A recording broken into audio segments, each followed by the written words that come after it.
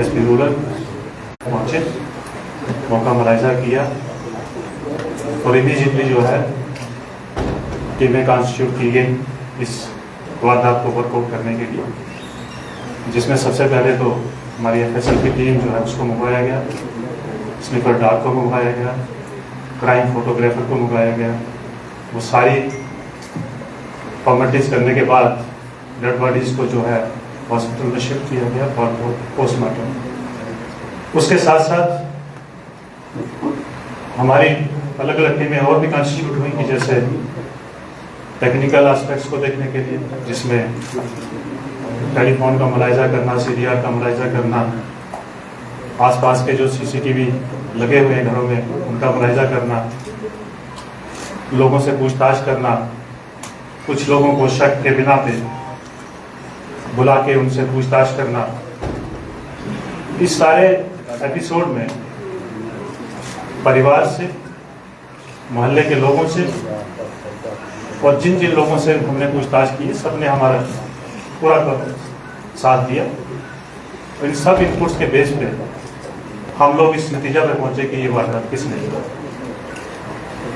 तो हमारे पास सबसे पहला सवाल ये था कि अब इसको कैसे हम फाउंड आउट किया जाए, क्योंकि ये आदमी जो है वारदात करने के बाद जो है यहाँ से फरार हो चुका। और सबसे बड़ी दिक्कत की बात ये थी कि ये अपना मोबाइल भी फेंक चुका था या 3 दिन पहले ही किसी को बेच दिया। तो वो सारी टीमों ने बहुत मेहनत की, दिन रात लगे रहे। इनका जानकार था, इनके घर में काम करता था, छोटे मोटे काम जो कभी बाजार से कुछ मंगवाना, जो संजय चंदेल जी हैं उनकी सेहत ठीक नहीं रहती थी, उनकी मदद करना, इन्वेस्टिगेशन उसको लेके इसने इस वारदात को अंजाम। इसकी बैकग्राउंड में जब हम लोग गए हैं, इसके परिवार से हमने पूछताछ की है।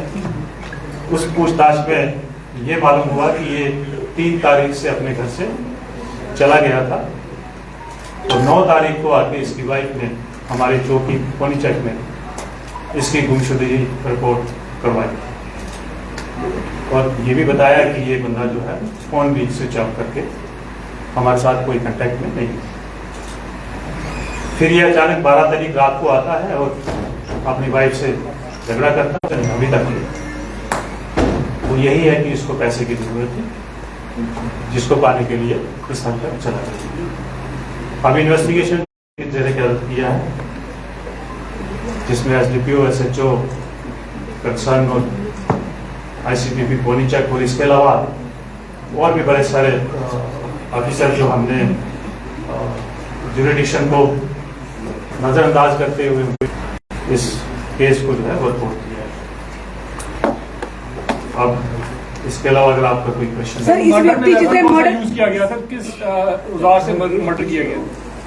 देखिए, वो जो वहाँ एक रस्सी अवेलेबल थी उसी से स्ट्रैंगुलेशन। सर, दीपक सिंह के ऊपर और भी कोई पहले ऐसे कोई केसेस हैं या किसी केसेस में मुलविस है, कोई इसकी बैक हिस्ट्री? जी नहीं, इसकी बैकग्राउंड में इसका कोई भी क्रिमिनल रिकॉर्ड नहीं। सर, जैसे कि कह रहे हैं कि आप उसका आना जाना घर में फ्री था, तो वो चोरी भी कर सकता था, उसको पैसे मांग नहीं मिल रहे थे, तो उसने मर्डर क्यों किया? उसके पता मर्डर से पैसे नहीं मिलेंगे। ये जो है ये अभी हमारा भी यही क्वेश्चन है, इसके ऊपर हम लोग जो है इन्वेस्टिगेशन कर। सर, ये अकेला है या कोई और भी होने की आशंका हो सकती है इसके साथ होने की? अभी तक जो इन्वेस्टिगेशन हमारे सामने आई है और सर ये भी सर घर से चोरी करके गया था जेवरा के सीसीटीवी फुटेज जो आई है, तो अभी तक यही लगता है कि ये अकेला है। सर, घर से सामान क्या क्या छुड़ाया और रिकवरी कितनी हुई? देखिए, सामान के बारे में हम कुछ बता नहीं सकते हैं, क्योंकि सामान क्या था घर में, क्या गुम हुआ है, वो दोनों बता सकते थे जिनकी दोनों की डेथ हो चुकी है। बच्चे दोनों जो है वो बाहर थे, पिछले 2-3 महीने से बच्चे बाहर ही थे, तो अभी घर में कोई भी इस बात को बता नहीं सकता है कि एग्जैक्टली क्या था। सबसे नया मोबाइल खरीदा। दूसरा जो जब हमने इसको पकड़ा है तो इसके कब्जा से कुछ भी खास रिकवरी नहीं की। तो नया मोबाइल भी बताया जा रहा है इसने खरीदा, तो वो क्या मोटिव था इसका मोबाइल? देखिए, इसके बारे में अभी इन्वेस्टिगेशन चल रही है हमारी, इसमें अभी हम इतनी जल्दी कुछ नहीं बताया है, तो क्या लगता है आपको कि परिवार ने सही बताया? हो सकता है जिस तरह से आपने कहा कि मिसिंग रिपोर्ट करवाई गई है कि जानबूझ के एक साजिश रची गई हो, या परिवार को इसके बारे में जानकारी हो सर? देखिए, इन पहलू के ऊपर हम लोग इन्वेस्टिगेशन कर रहे हैं। तो जम्मू पुलिस के पास कोई ऐसा डाटा है कि सीनियर सिटीजन कितने अकेले रह रहे हैं? आपकी ई-कॉप भी है, कितना अवेयरनेस करते हैं आप ई-कॉप को यूज करने के लिए डिस्ट्रेस में, खासकर सीनियर सिटीजन के लिए? देखिए, ये चीज़ें जो है अभी हम जो मेन मुद्दा उसी के ऊपर बात करूँगा, लेकिन मैं आपके माध्यम से इस सभी जम्मूवासियों से रिक्वेस्ट करना चाहता हूँ कि जब भी आप अपने घर में किसी हेल्पर को, किसी आया को या किसी भी बाहर के आदमी को अपनी हेल्प के लिए रखते हैं, तो हम ये बार बार, ये मैं आज की बात नहीं कह रहा हूँ कि मैं बता रहा हूँ, लेकिन ये पुलिस लगातार ये बताती है, ये लोगों से रिक्वेस्ट करती है कि आप उनका वेरिफिकेशन, उनका रजिस्ट्रेशन जो है वो थाना में करवाइए। सर 72 घंटे के अंदर उससे दो चीजें होंगी। एक तो वो आदमी जो है डरा रहेगा, और दूसरा जो है जब कभी कोई वारदात होगी तो उसमें पुलिस को उसको ट्रेस करने का। सर 72 घंटे में पुलिस ने इस मर्डर मिस्ट्री को सॉल्व किया, तो कितना चैलेंजिंग था? आपने जैसे कहा कि फोन भी फेंक चुका था, कोई लीड नहीं थी, कितना चैलेंजिंग था सर? देखिए, ये बहुत चैलेंजिंग था। जैसे मैंने शुरू में ही कहा कि हमारे पास जो है टेक्निकल लीड मिलती है, हम उसके आधार पे काम करते हैं, लेकिन इसमें हमने जब सारी इसके टेक्निकल एस्पेक्ट देखे इंटरनेट पे, तो वो सब के सब मिसिंग थे, उससे कोई लीड नहीं मिली। सर ये भी कहा जा रहा था कि गैस जो है वो ऑन रखी गई थी, तो इसके पीछे अभी तक तो ये सामने नहीं आया। सर इसमें सीसीटीवी कैमरास की कितनी मदद मिली और भविष्य में किस तरह से लोग जो है वो और भी इसे इंस्टॉल करें ताकि इस तरह की गतिविधियां जो रोकी जी, जाए? ये बहुत अच्छा क्वेश्चन आपने किया, क्योंकि हमारी सुरक्षा व्यवस्था के साथ जुड़ा हुआ है।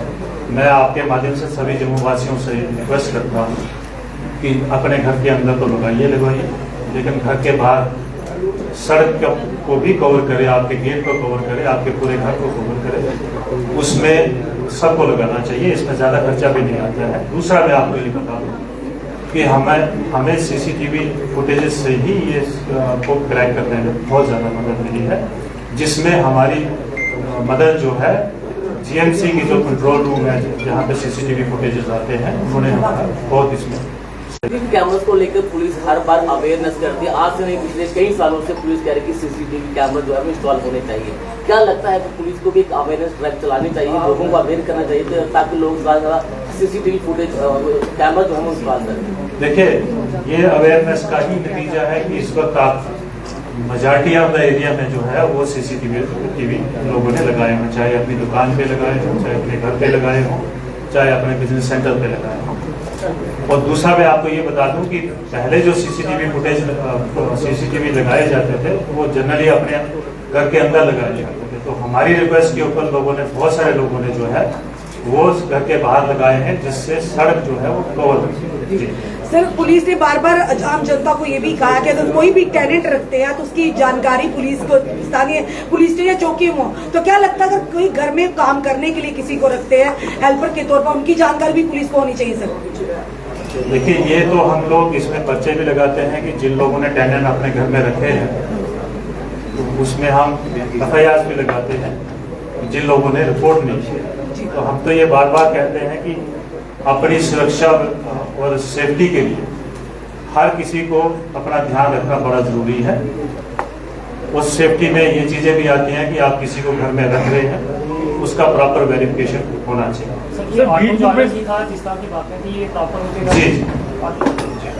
सर बीट बुक में क्या प्रोविजन रहता है? एल्डरली सिटीजन कितने अकेले रहते हैं, वो है हमारे पास डेटा है, और उनको सर अवेयर भी करना चाहिए कि जाके आपसे मिलना भी चाहिए कि डिस्ट्रेस में आप कैसे। देखिए, हमारे लोग जो है इस चीज के मतलब जो है बीच बीच में ये चीजें करते रहते हैं, लेकिन आप क्योंकि ये बहुत बड़ा शहर है, हर किसी के घर में जाना, अगर आप पुलिस किसी के घर में जाती तो कई बार तो नाराज भी हो जाते हो। बीट में काम ही किया